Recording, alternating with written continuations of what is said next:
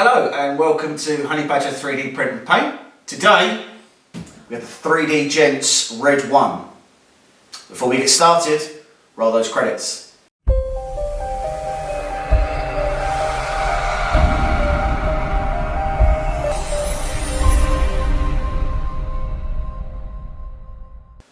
Welcome back. Okay, so ladies and gentlemen, welcome to one of the world's most over-engineered machines. So this is the 3D Gents Red 1.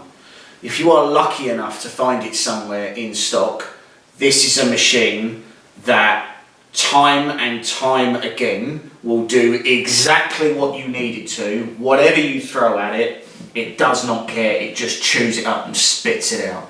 It is a filament destruction machine. It is direct drive.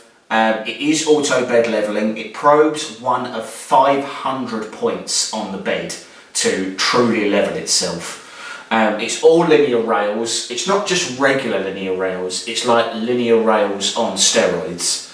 It is an absolute beast of a machine. Dual ball screws on it, and as I say, everything's on linear rails, and it is just a bulletproof machine. You think, to be honest, the outside, you think, oh, well, the frame's made of acrylic. Well, no, just the panels are made of acrylic. The actual frame itself is all like cut aluminium.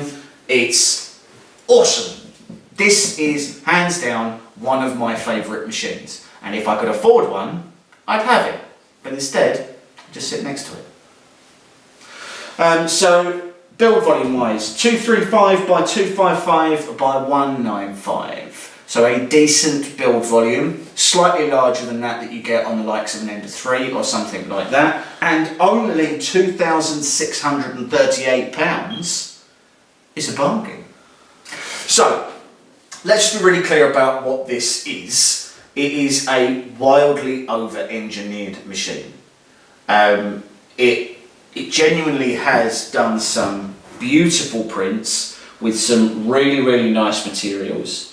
The nozzle goes up to 265, the bed goes up to 165, so you're printing everything up to ABS. Filer Print actually do an ASA-X, which prints really nicely on this. We've done some carbon fibre filaments on this. They've come out really nicely. We've done print in place pieces, so things like this where the build platform moves and all of that stuff. We've printed flexibles with it. We've printed pieces that go together to become articulated and all sorts of other stuff. Let's take a look at some of the things we have printed in a bit more detail. So we have some more of the Melee parts that are done in the carbon fibre. They have come out absolutely amazing. So Melee released on their website a number of free STLs that are replacement parts for some of their ovens and for some of their vacuum cleaners as well. These have printed absolutely gorgeously. The surface finish is pretty much flawless. These are genuinely on par with an SLS level of printing. I'm incredibly impressed with those. This is an articulated tank track. Now, obviously, we've put the bolts in it, but this prints in sort of sections of, I think we printed them in sections of 8, and then we just filled the build plate with them. Printed really amazingly. This here is a sort of semi-functioning part of an engine. This all turns and it fires these gas pistons up and down. We printed all of this in that. The surface finish on this is because this is actually a 3D scan of a thing. It's a 3D scan of like an urn. And that's why that surface finish looks all pitted and everything else. That's not the printer, that's the STL. Came out beautifully. And then we have things like this, which are printed in the Cheetah Ninja Flex TPU, which, if I recall correctly, is a 90 sureness, and it just absolutely just rocketed through the whole thing. A printer that levels itself, a printer that will print pretty much, you know, most consumer level filaments that you need it to.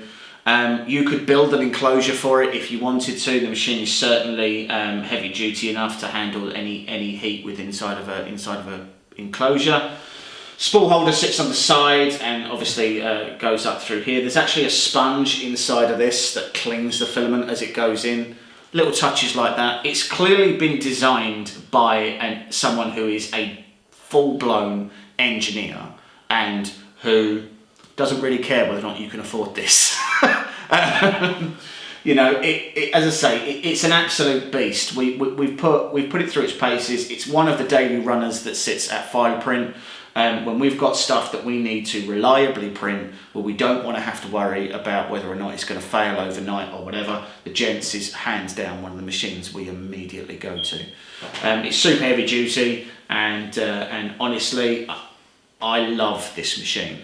As I say, the price tag of £2,638, it seems high for a consumer level, but it's still cheaper than an Ultimaker, it's still cheaper than a Craftbot, it's still cheaper than a Raise 3D machine and things like that. And that's the kind of class that you have to put this in. This is not an alternative to a CR10 because it's not in that class.